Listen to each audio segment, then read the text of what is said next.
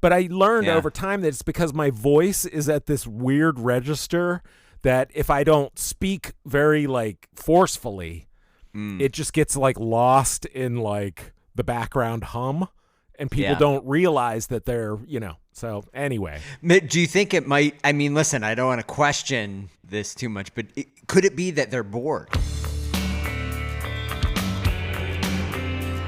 Welcome to Backtracking, the show where two old friends take a second listen to influential bands' catalogs track by track. I am J. William Hall. And I'm Dan Fidich. We are taking this journey together, providing context both historical and personal on some legendary bands. For our second season, we pick none other than Mark Eitzel and American Music Club. J. William Hall, I can't believe it. It's time for us to dig in once again, and I'm almost full of regret because after this episode, we're going to be finished with side B of what is a terrific late career Eitzel solo effort, Hey Mr. Ferryman. Yes, it's a bittersweet listen in that regard, but I am confident that we will be hearing more from Mr. Eitzel in the near future. I certainly hope so. But I don't want to spend too much time Hansen and Fonsen, as they say. Have you ever heard this phrase, Hans and Fonz? No. I've you heard haven't? Of Hans and Franz, but not. Yeah, I've heard Hans and Franz, but my wife says that her grandmother used the phrase Hans and Fonz all the time. And Hans and Fonz was like it's like, oh, that's a big, messy, dumb thing to do. It's just kind of like a clusterfuck a little bit. You know what I mean? It sounds Deutsch. Yeah, it does sound Deutsch. I don't know. I mean, you're the Deutsche Mann, right? Hans and Fanz. It sounds like hands or I don't know. Hands and Fonz.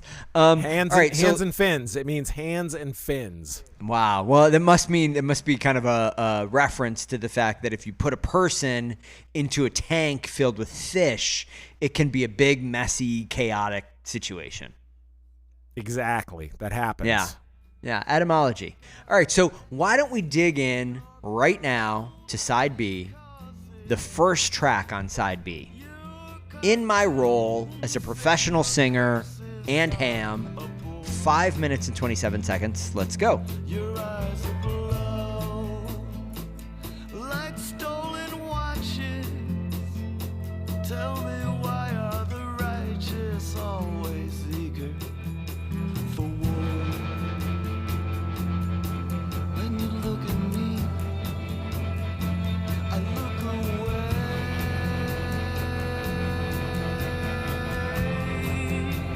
Oh, J. William Hall. What a way to start side B of this record.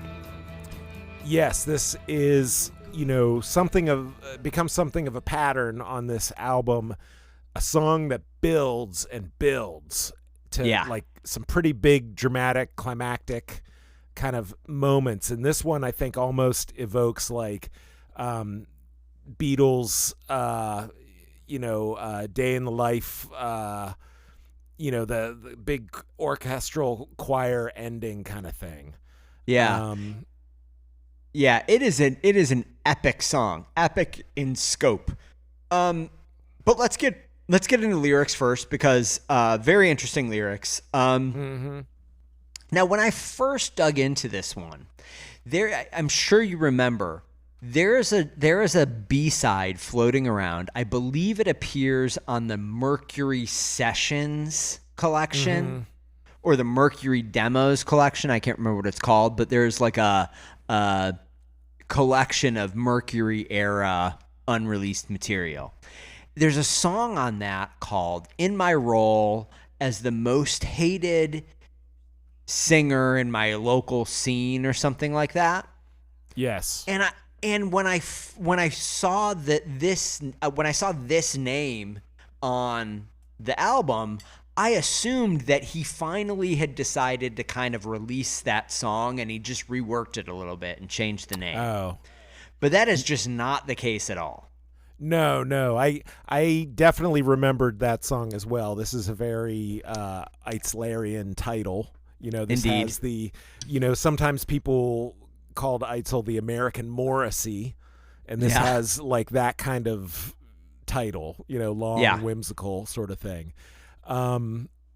But the song itself, it doesn't have that tone at all. No, not at all. But let's dig into the lyrics. So the lyrics, I think that these are absolutely amazing lyrics. My first listen here, I thought that the counterparty, the person that Eitzel is kind of like dialoguing with, I think, through these lyrics, my initial thought was that it was Jesus. He refers to a scene, what seems to be a Thanksgiving scene, but this carpenter. And then there's this, there's a bit about like, only pays attention when you say amen. And so that was my first reaction. But upon digging in more deeply, it seems much more grounded in a real situation. It does seem to me autobiographical. It seems as though this is a frustrating dialogue that occurred over a Thanksgiving table with someone in the extended family with whom Eitzel does not agree, probably disagrees with them about politics. Was that your ultimate read? It may have been informed. I remember there was something somewhere along the way about a relative of his who was kind of a right winger, and he obviously didn't agree with them on politics. But I think I read it as more broad than just one person. I read it as just a general, kind of just pushback on right wing rhetoric in America specifically. I think this is sort of Patriot's Heart era Eitzel political songwriting. But I mean, it's done in a very poetic way that it doesn't beat you over the head with it. But I think he's playing with metaphors that are mixed, like right wing religious rhetoric. Like I think like the Jesus kind of imagery, the carpenter, and I think that's woven in with like right wing stuff.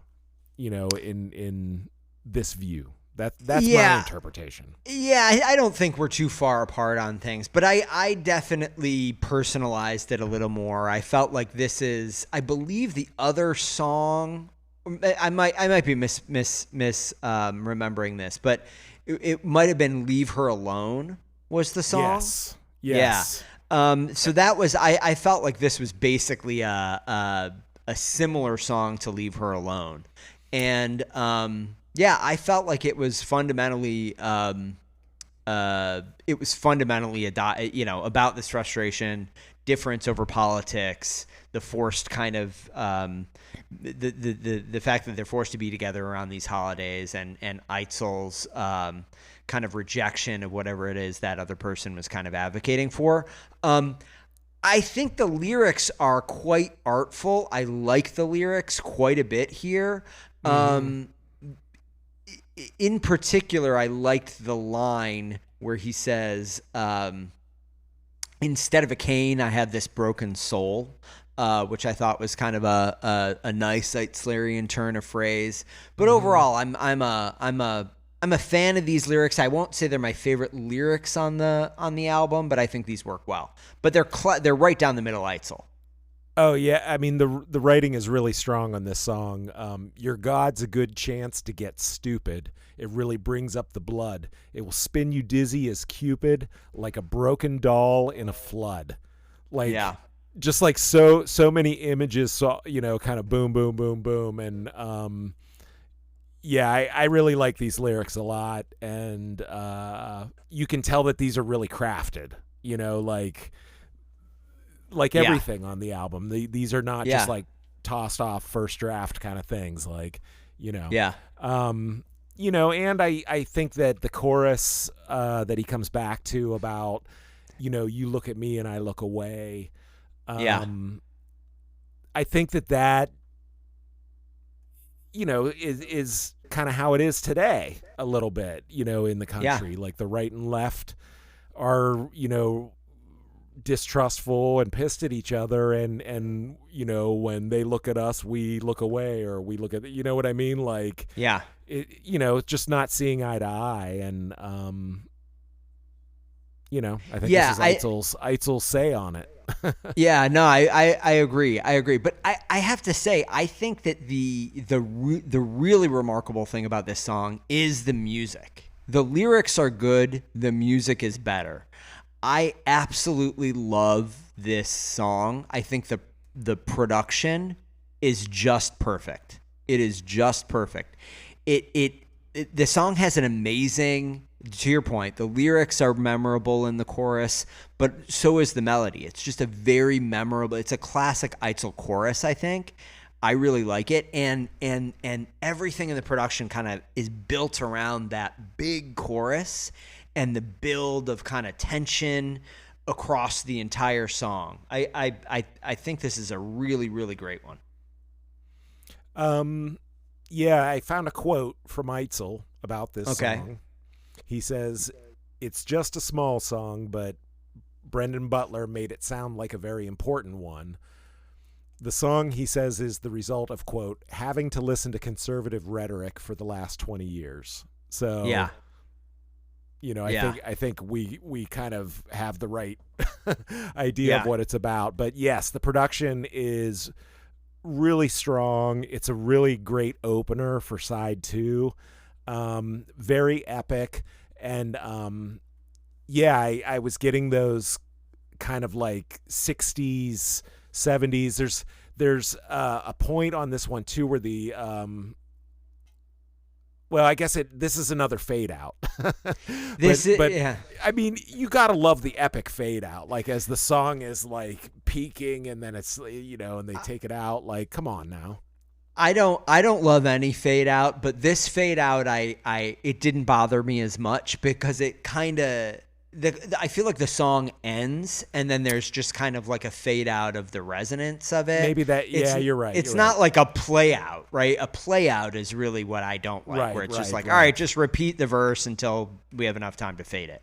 No, and this one, I think the tension builds wonderfully. There's a rim shot drum part here where he's playing the rim shots on quarter notes, and it really gives it this propulsive energy and tension. It's like as soon as you hear that, you know that the song is going to open up at some point. You know that it's just going to go boom at some point, right? Mm-hmm. It almost is like a ticking time bomb, kind of musically. I really love that.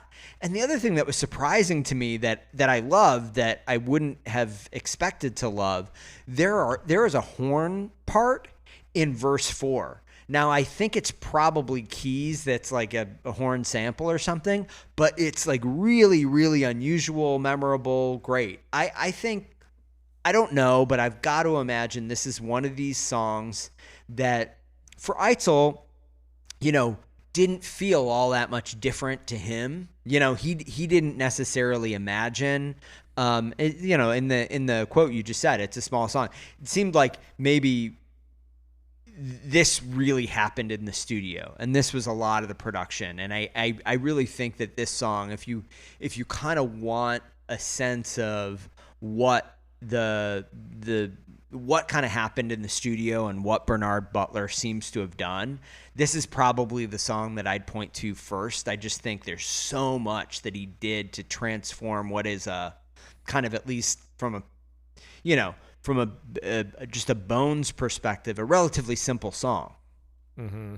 Yeah, this kind of demonstrates the whole palette of sounds of the album in one track, kind of. Yeah. It's a great one. The choir, the strings, everything. Yeah. All right, so are you ready to move on? Let's do it. Track 2, Mr. Humphries, 4 minutes and 52 seconds. Let's go. I know the well has dried up. He won't give or shut up. He just keeps hoping. Okay, J. William Hall. I am going to start this one. I know that you've read all these articles, Mr. Smarty Pants over there. Well, I will have you know that I watched a video of a performance that Eitzel did live at KEXP of some of the song. The performance seems to have happened the kind of post-release of this album, or around the promotion of the release of this album. All right. And frankly, I think it's a pretty unremarkable performance, if I'm being honest about it. I don't think it sounds all that great. And there's not a lot in the interviews that really come through either. But one thing that definitely did come through, Eitzel said directly that this song is about an actor named John Inman, who played Mr. Humphries in the British sitcom Are You Being Served? And it was a fictional kind of scenario of two women standing outside of his room in an old folks' home, essentially talking about him. Okay, that's important information. I'd read something about it being about that character, but this sounds like the whole two women in an old folks home angle I did not know. Yeah. Well, I that's what he said. I mean, I think he is generally kind of an unreliable interview sometimes, but this is what he said in that interview. So I really like these lyrics. It's another story song like the Angel's Wing Brush, the Penny Slots.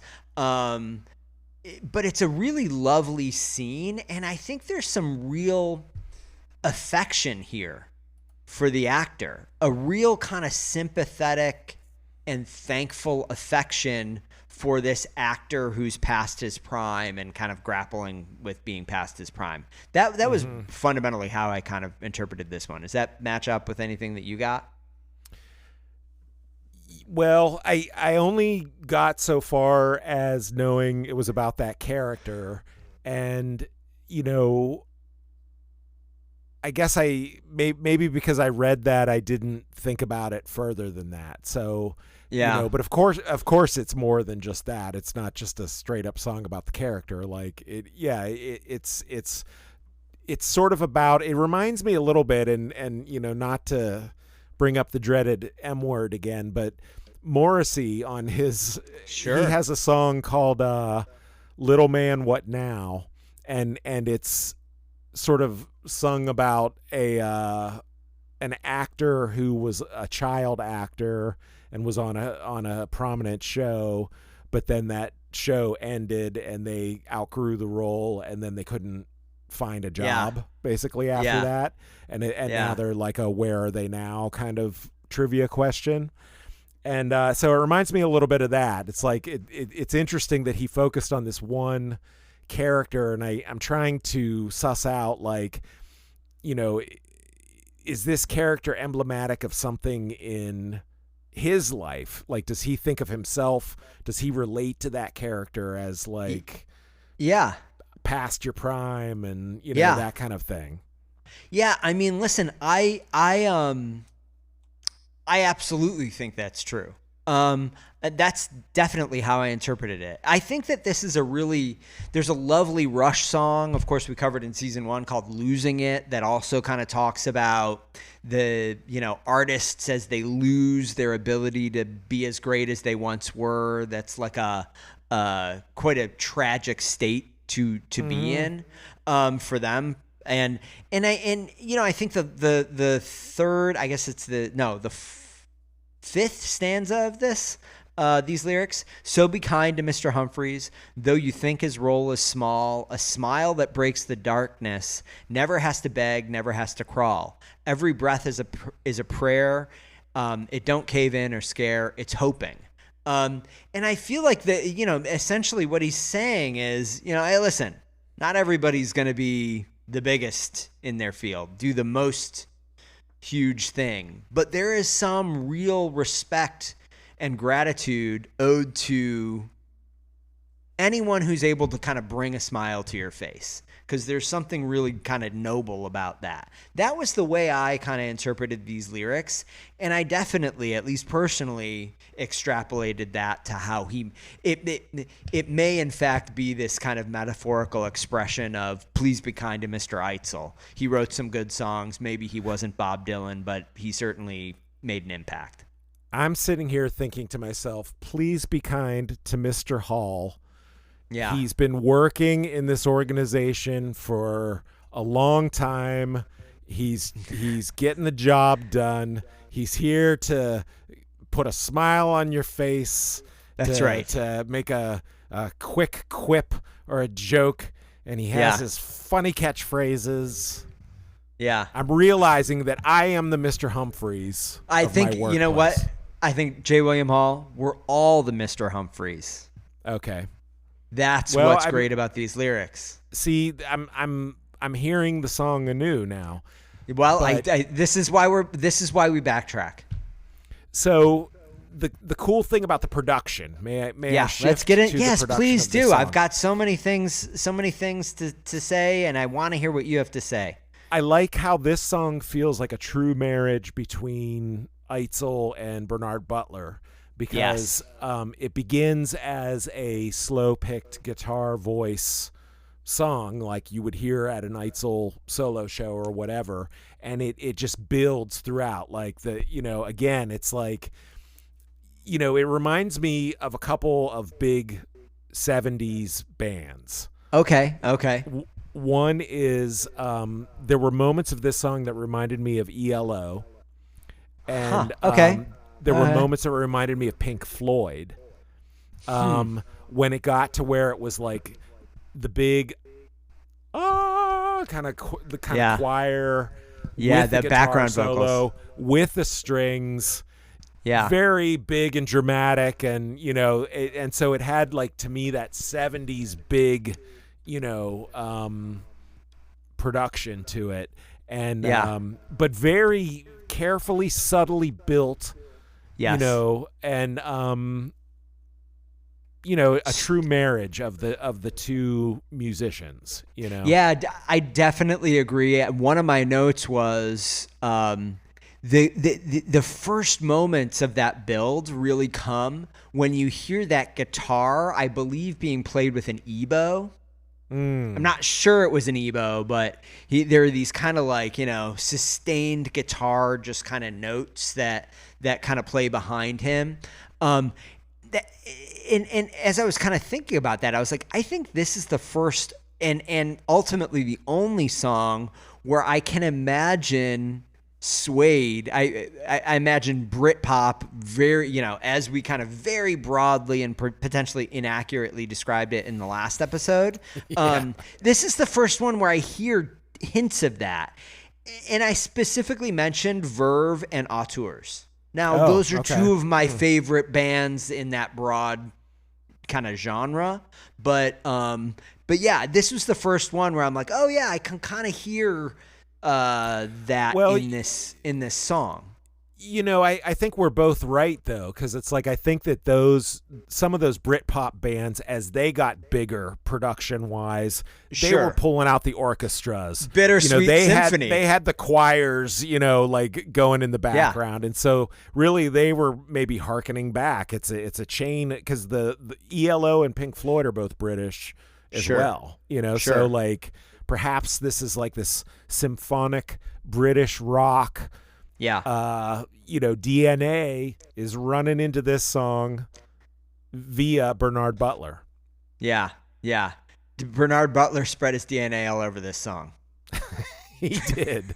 But it's still recognized. It's still got the unibrow because it's Bernard Butler with the unibrow. That's right. It starts as an Eitzel, show. Like, but the thing is, I never feel like the production outshines gets in the way. or gets in the way of the vocals. Like that. No. That's what's really like skillful about this album. Now, this song in particular, though, I've mentioned this once or twice over the course of this season. This is definitely an example where I felt this reminded me very much of Father John Misty. this one. Oh, interesting. Yeah. Yeah. You know what I mean? There, you know, it has that same level of kind of drama, right? High drama, big productions. Yeah, you know, have we talked about Father John Misty too much with just, you know, when you're talking about like these sort of like indie singer-songwriters who do, they're kind of out front, and then there is kind of like a orchestral backing to them. Like I mean, I'm trying to think like whether I think he's in Eitzel's space.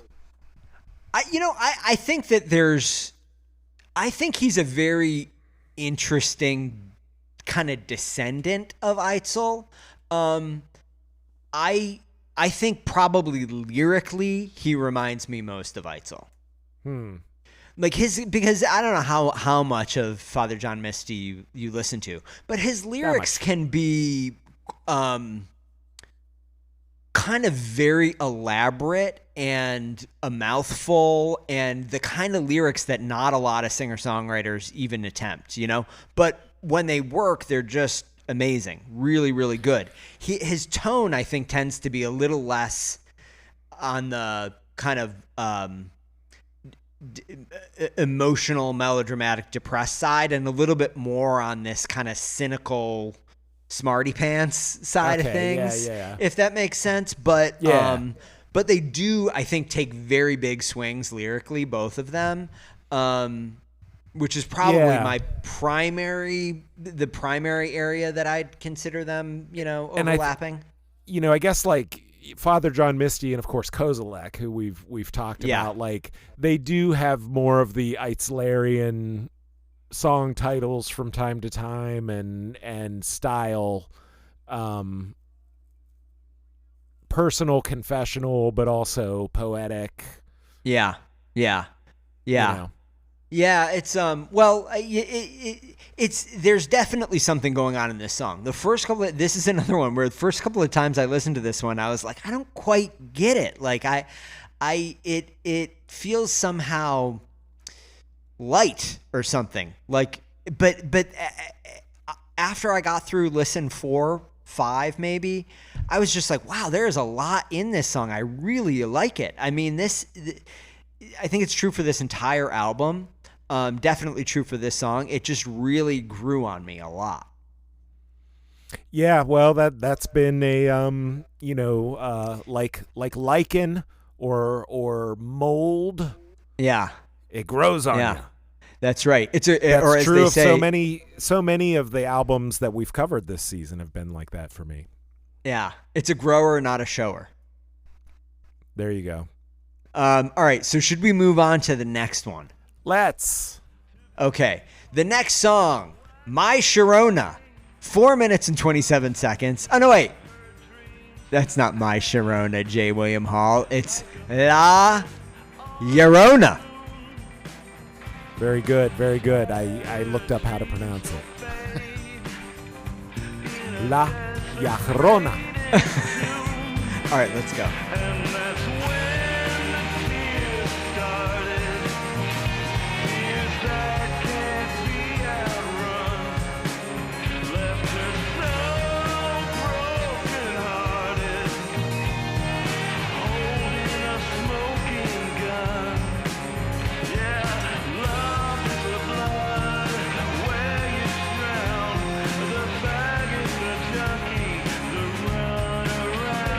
Okay, so J. William Hall, I had to do, it sounds like you did some investigation into this. Do you want to handle what this title references? Because I definitely had to investigate.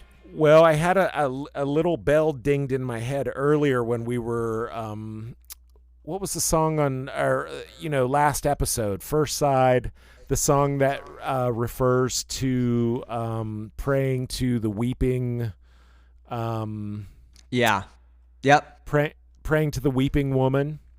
Yeah. So La Llorona means the weeping woman. It's a legendary figure in Mexican and Latin American folklore known for the mournful cries of a woman searching for her drowned children. Yeah. The most common version of the tale tells of a woman who, in a fit of rage or grief, drowned her children and is now cursed to wander near rivers and other bodies of water for eternity. And so it's like this spirit legend, in Mexican, other parts of Latin America, this weeping woman. And so Eitzel is using this as, I believe, a metaphor. Or he's using La Llorona as a metaphor for the woman who's the protagonist of this song. Yeah, that's right. And I do think, so in that same KEXP performance, he performs this song. And one of the things he says, I think by way of trying to excuse in advance his use of the term faggot, he says, and for anybody out there who gets offended, I am the faggot in question in this song. Now, I don't know if he was saying that simply to avoid riling people up over his use of that term, or whether he was being earnest there. But my feeling was definitely that the figure in here, the eponymous figure, probably referred to a real woman in his life that he was friends with, that he had some kind of a relationship with, and blah blah blah. So I took this as less of a story song and more of him singing about someone that was meaningful in his life that he spent time with over the course of the years. My favorite line in this one, I just love it. She was the lightning strike that made the thunder brave. Yes. I feel like there were a couple of other lines that I had highlighted here. And no others. Lost in there are no others. My notes. That turned her dreams to ash like a footprint on the moon. Yeah. No, it's a great one. Yeah. I mean, listen, really, really strong lyrics on this one. It's an interesting. But can we move on to the music? Because I think the music is deeply unexpected in this song. Do it. It's like rocking. The electric guitar when it comes in, I don't know why, because there's been electric guitar in other songs on this, but when it comes in, I was just like, whoa, that's like a color that I didn't really expect to appear in this song, and I really like it. Yeah, well, this one is one that felt to me like something Suede, closer to what Suede sounds like. It's got a glammy kind of. The guitar has this sort of glam rock kind of strut to it, Yeah. So it is a little bit different than how it's been used elsewhere on the album, I think. And I think like this is the one that builds where there's like dueling electric guitars. Yeah. At the end, like over the big choir, it's another one that kind of builds. I think there's hand claps on this one. Yeah, this is like a maximal production. Yeah, and I really like it. I like hearing Eitzel in that mode. It's really not something that even in the AMC days, I think, you could I would make the argument that the most maximal production they ever did was Mercury, and it was mostly maximal percussion production, right? But they didn't really veer outside of that world at least too much. As I recall, they didn't get as into like, orchestras kind of thing. And, but that's something that like back even in the 90s was still probably a much more expensive proposition if you want to hire, an orchestra. Sure.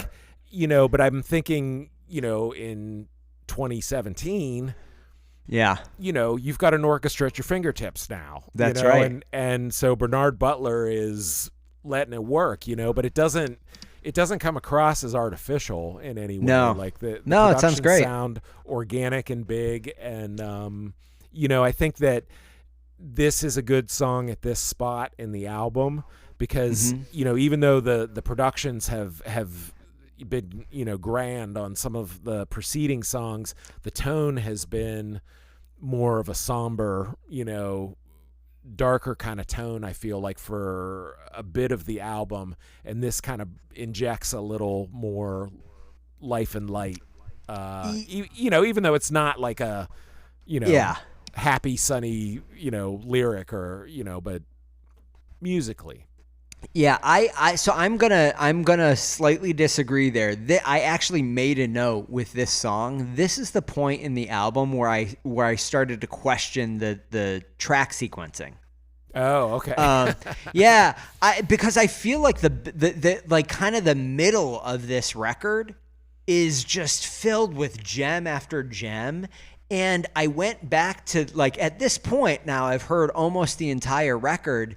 And I feel like the first two tracks, The Last 10 Years and An Answer, are tonally very different than the rest of the album.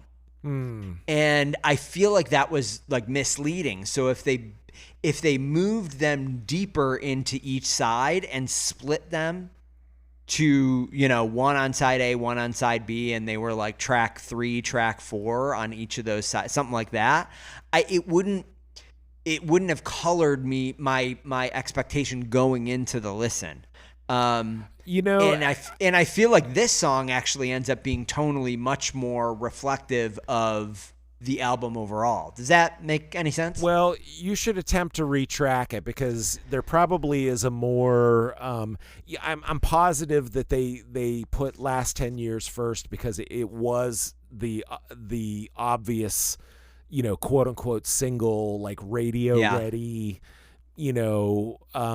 catchy pop number. I think they front loaded those songs on this album, probably as a way to market the album, because, even in 2017, when this came out, I think listening tastes, and patterns have shifted pretty dramatically as music has gotten off of physical media and into online streaming space. Like people have less patience, and so I think like putting on Mark Eitzel's new album this time around in that climate, he probably was like, put the most, like, the one that's going to be the big catchy single first, and that'll draw more people into the album, but I'm positive that you could retrack this and make it a little more maybe moody, mysterious to start with, or a more somber kind of tone, and plant the big, the more kind of driving songs elsewhere. I have not attempted to do that, though. I didn't attempt to do it either, but it would be an interesting exercise. I'm not certain that I'm right, but that's just, as at my listen, this is the point where I was like, I just feel like the bulk of the album is not reflective of what you get up front, and maybe we should take another look at that. All right, listen. Should we move on to Just Because? Yeah, let's do it. Okay, 4 minutes and 51 seconds. Let's listen. What is it with you? How come luck only makes you cruel? Okay, J. William Hall, what about these lyrics? Well, the first thing I want to comment on is the track length of these songs on the second side. These are all pretty long songs, but one of the things that I sort of realized was they didn't feel long to me, and I think that has everything to do with the production. Like when there isn't enough variation, or there rises and falls, and it gets very monotonous, and you get into like 4.5 minute song, 5 minute song, another 4.5 minute song, close to, one after the other. I think it starts to feel like a chore, but I feel like on this album, the production is so varied and so, it just sounds so good that that doesn't really happen here for me. I would agree with that. So you were asking about the lyrics to this song. I was. I want you to tell me about it. I read this song as kind of a general message, a plea for love and kindness within relationships. Like, I don't want to hurt you. You don't want to hurt me. Let's not hurt each other. Like that to me was sort of the general overall read here. Yeah, I thought this was a very straightforward song to his partner. I mean, that's how I read it. I don't think there's a lot kind of obfuscating itself from the listener here. It's straightforward. It's a relatable sentiment. I felt like this was kind of to a person from Mark Eitzel. I didn't think there was abstraction here. But, for me, not too much to talk about in these lyrics. Fairly straightforward. Not bad, but not a lot to dig into. I would agree. Yeah, it sounds one-on-one. Here's my message to you, and it's a plea for kindness and consideration with your loved ones. Yeah. Now the music, I am gonna, this is probably the first time I'm gonna say it on here. This music I didn't love. I didn't like the bossa nova feel here. I don't dislike the song, but I just kind of felt like it was pretty forgettable. And there's that, I don't know, samba bossa, I don't know what it is, but there is that kind of vaguely Latin kind of vibe to this one that I don't generally like when Eitzel does, and he does it from time to time, and I don't know. This one just generally for me was pretty forgettable. Yeah, it definitely feels it's a return to sort of the more smoky nightclub-ish sort of vibe. It is the full band, but you've got the rim clicks and the drums, and I think there is a hint of subtle string sounds towards the end, but it doesn't sound as fully cooked or something production-wise. The one thing that I found online with this one is what I thought initially was a music video for this song. Like, oh, really? But when I looked at the creator and I kind of looked at some of their other stuff, I think I found a YouTube page where the creator takes footage from old movies and then cuts it into music videos for songs that they like or whatever. Oh, neat. And so I watched this music video for this track, and it was footage from like a horror movie, I think, from like the 70s, it looked like, just from the look of the film. And it made me like the song more. Really? Oh, yes. wow. I mean, it's like this is the power of video, It's like suddenly you kind of like add another layer to what you're listening to, and somehow it worked in this weird way that I was kind of like, it got me more into the music of the song as well. You should send that link along, and I'll put it in the show notes. I will send it to you. It looks like somebody who liked the song made a little video for it, but it's kind of cool. Excellent. Yeah. All right, so should we move on from this one? I have really nothing more to say about it. I will never speak another word of it. Excellent. All right, then let me go on to Let Me Go. 3 minutes and 44 seconds. Let me go.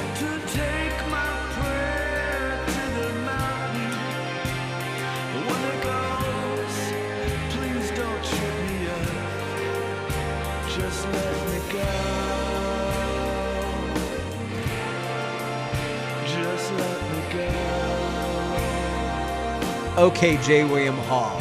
Now, these lyrics I found very evocative, but they're those kind of Eitzel lyrics that I couldn't really put my finger on. I didn't get a super clear sense, accurate or inaccurate, about what I thought these lyrics were about. My best guess was, is this maybe about his life as a singer, and he's kind of talking about the potential and the kind of like fact that he's older now and the potential. It's less about potential and more about reality now. I mean, that was kind of my best shot. I feel like I in one of the interviews or articles I read about this album, he talked about how as you get older, you have to develop more sympathy for other people. Just because, the aging process is so cruel and unrelenting, and you watch people go through it, and you go through it yourself, and you develop more sort of a more sympathetic stance towards humanity versus critical as when you're young. And somehow, looking at these lyrics, that's kind of bouncing around in my head somewhere in there. I don't know. I don't know if the two things are related or not, but there are a lot of really individually poetic lines in this song. But it's a little more impenetrable, I think, than, other things on the album. And what about the music? Now, I want to move on to that. I feel like there are some things that were surprising to me, maybe not surprising within the context of this album, but overall surprising. The electric guitar I thought was really notable, interesting. I love it, but surprising for Eitzel. And the orchestration is really, again, we've heard a lot of big dramatic kind of production in here, but the orchestration specifically in this one I really liked. It's unclear whether it was Butler that did it or Eitzel. I am guessing Butler, but I will say that Eitzel said in that KEXP interview that he did some of the orchestration himself. Now, he wasn't any more specific than that. I don't know. I don't want to declare that it was Butler. My gut is that it was Butler, but regardless of who is directly responsible for that bit, I really, really like the orchestration in this one.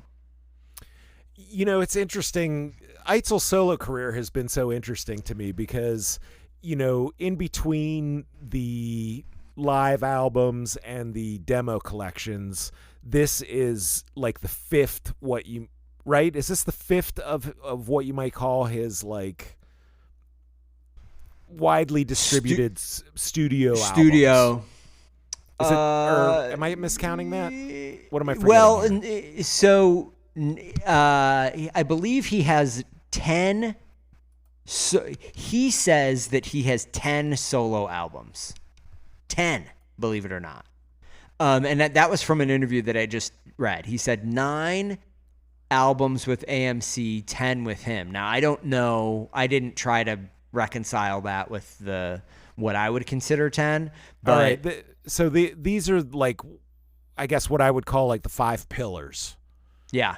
60 watt. Yeah. West. Yeah. And these are studio, released on a bigger label, whatever. Caught in a Trap. Yep. Invisible Man. Yeah. I then skip to Klamath. Okay. Don't Be a Stranger. Yeah. And then Ferryman. Okay, so he includes one more than you do. Regardless, each album has its own character, and he's worked with sort of specifically with other people, various people, and I feel like that's what's been really cool about his solo albums, from these, the big studio albums or whatever, because Bernard Butler brings what turns out to be a unique kind of sound and palette and style to his tracks that's distinct and different. His guitar playing, his lead guitar playing, super talented, kind of a very different style from Voodie, and for sure. And even when Eitzel did 60 watt with or things he's done with Capel, things that he did with Caffin, it's just been interesting to see the differences in how different collaborators have brought out kind of have found a different way to express Eitzel songs. And I think that this is another song on this album that is this has got a little bit of this is the Bernard Butler stamp of he's bringing a lot to this track. It's a true marriage. It's a true marriage of the two of them as musicians, and I think it's just great. I love that this is the sound of this album. Yeah. Yeah. I will say it makes me want to go back and dig into Suede a little bit more. I like the production so well on this. You know, I actually kind of like, maybe I should take a second look at some of that. You know, and I know that Bernard Butler's done these solo albums that I haven't heard per se, but I remember just vaguely being aware that people liked them. Yeah. You know, so I mean, he's had, you know, a long impressive career, but it does make me want to go check it out. Yeah. So speaking of check it out, J. William Hall, should we move on to Sleep From My Eyes, the final track, the final official track on this album? Sad but true. Yeah. All right, let's do it. Sleep From My Eyes, 4 minutes and 1 second. Let's go. You lay me down on my bed. You lay your hands on my head. So I really found these to be the sweetest, loveliest love song set of lyrics on the album. Personally, I felt like this is Eitzel speaking as Eitzel to his partner. And my interpretation of these was that it was Eitzel expressing to him appreciation for being there when Eitzel was in the hospital. So I imagined this being like a thank you for being there after I had my heart attack in the hospital. That could be totally wrong, but that came to me very clearly. And I might have trapped myself into kind of like, once I had that inkling, kind of interpreting everything as that. But like, I liked it. I loved the sentiment that he expressed. There's like a line in here, you kept watch when I could not. I really like loved that. I don't know. I just really, really thought these were the sweetest set of lyrics on the album. Yes. And, you know, you're making me rethink a little bit because I you thought it was about politics. No, yeah, this is a condemnation of right wing. The song is about Dick Cheney. Yes. No, I read somewhere it was described as a love song from someone in a coma. And so I was seeing it as more of like a character type of thing. Like he was, you know, saying what you were saying. He's thanking somebody, like singing with great love and tenderness towards somebody who's taken care of him or been there with him. But I was seeing it as literally like a character in a coma. You know? Yeah, but be. You know what you're saying, that it could just be like a general, like I was in the hospital and you were there for me. You know, definitely a song that like a 22-year-old could not write.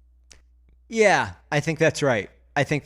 In the best possible way. Meaning that in the best possible way. Yeah. Yeah. I mean, agree with that. These are honest songs told from the perspective of a 58-year-old man, not, you know, from someone pretending to be a teenager or, you know, anything like that. And I think that like if we had done Backtracking, you know, in 1995, yeah, you know, I would have been, I couldn't have done it because like I couldn't understand anything about the perspective, you know, that Eitzel is writing from, is singing from on these, you know, later solo albums particularly.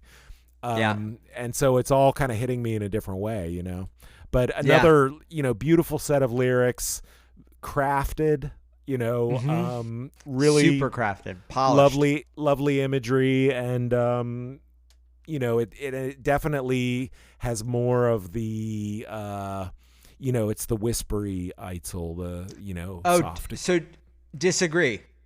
Are we moving into the music? I disagree with that. I think that this is the song where I was like, yeah, this is this mode of singing that I've not heard from him before. Okay. It's like it's full voice, but it's high. It's like an octave higher, at least an octave higher than he normally sings, but it's sustained. It sounds like a choir. I mean, a choir boy compared to, you know, Eitzel's normal kind of baritone when he's singing with full voice. Right. This is like tenor, almost tenor range, full voice, and super controlled. I just really, I was really impressed with the singing on this one. That was probably the thing on here that I like best. You know, when you were talking about it now, I was thinking about the song has a sparseness. Yeah, but the range of his voice, like having the melody be in the upper part of his range, I feel like that was something that started to pop up an album or two ago. But I see what you're saying now about like the choir boy, like you call it that, and it isn't just that the melody is up there; it's also sort of like that hymnal style, like the hushed kind of church like kind of singing. Yeah. I mean, I think he's done that kind of more less sustained, more whispery singing. Like you think about a song like "In the Shadow of the Valley," for example, he kind of does it on there for most of the song, but it's still in the, you know, in the same kind of range as he sings when he's singing like the chorus to "What Holds the World Together." But this is like just much higher and much more sustained. I don't know. Again, it was just like, wow, where did that color come from? Where did that kind of tone come from? Mm-hmm. Totally new. It felt new to me. That's what I like the best about this song. I thought it was an interesting bridge or coda that appears at the end, but it's a strange ending to the song. I'm trying to remember how it ends now. It sounds like a coda, and it's a different. Yeah, it sounds like a kind of like a dangling bridge or something. It just ends in a strange way. This one definitely feels more demo-like, I would say, like in some ways. Like it definitely has a bit of a unfinished-ishness to it. The production, I should say, not the lyrics. I think the lyrics are great, but like, or a sparseness to it or something that feels a little more like some of the earlier solo albums, I thought.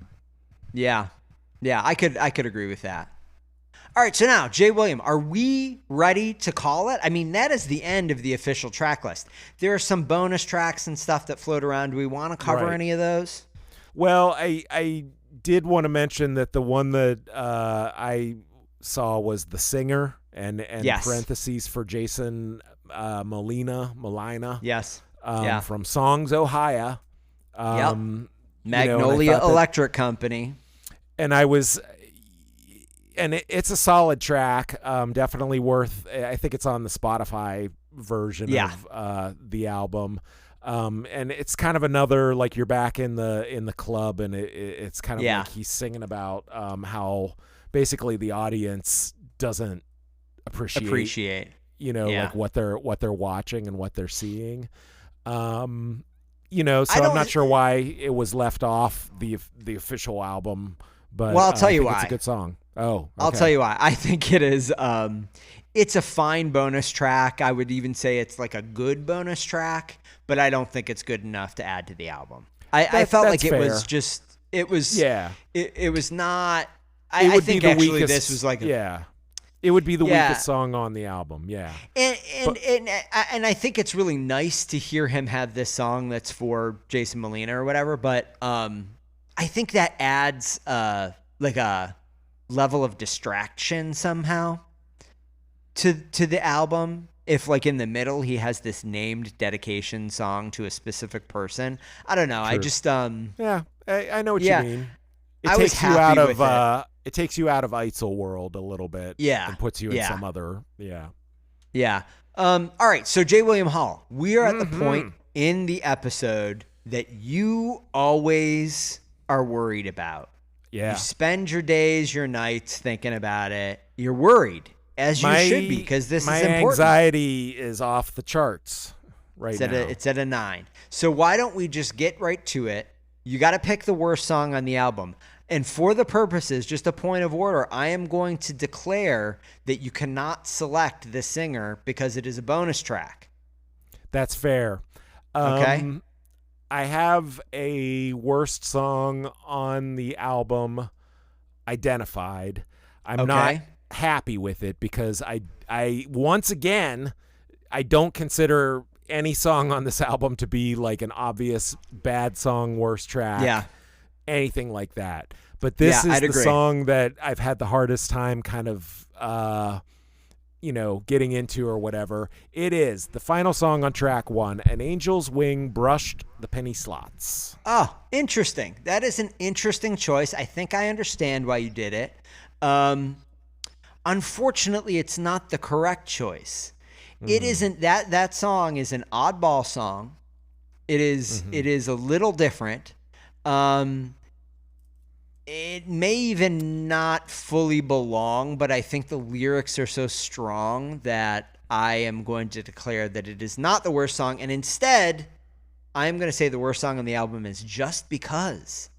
And I'm going to tell you it's just because it's not bad. I don't think it detracts from the album, but it's pretty forgettable. I just think it's kind of it's on a very strong album overall. I think it's probably the most forgettable, kind of weakest of the songs. It definitely has the weakest song title. Yeah. Yes. But let's move on to the best song, because this is really where stars are made. This is where champions hoist the trophy. So I want you to tell me, what's the best song on the album, Jay William? Oh boy. So this is a difficult to impossible quandary to find myself in. Yeah. Picking the best song on an album with many candidates. Yeah. Agreed. Agreed. This is like if you were voting in the presidential election and you had a slate of candidates, 7 candidates, all of whom had wonderful, strong, quality things about them. How are you going to choose? Which are you going to choose? It's an impossible conundrum. It's not impossible. It's possible. Maybe difficult, but I would agree. This is a killer album with many killer songs on it, but you got to pick one, and you got to do it now. The one I'm going to pick, and the reason I'm going to pick it is because it's the one that has stuck with me the most. It's the one that has lodged in my head the most. Yeah. The answer is An Answer, track 2, one of the big kind of, pop forward productions. It's got the orchestrations. It's got the big chorus. It's romantic. It's a lovely song. I think it's strong. I'm going with it. I appreciate that very much. I did not expect that. I have to be honest with you.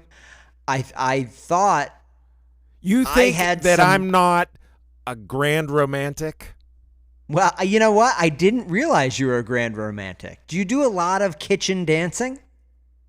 Oh, absolutely. If I were to text your wife and say, have you ever slow danced with your husband in the kitchen?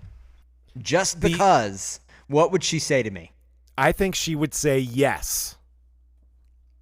Okay. We're going to come back next week, and I'm going to provide to the audience what she said, unadulterated. I'm going to do it before you leave your dojo up there so that you can't lead the witness. I think because I have a feeling. I think she will say we have danced in the kitchen just because. Slow danced.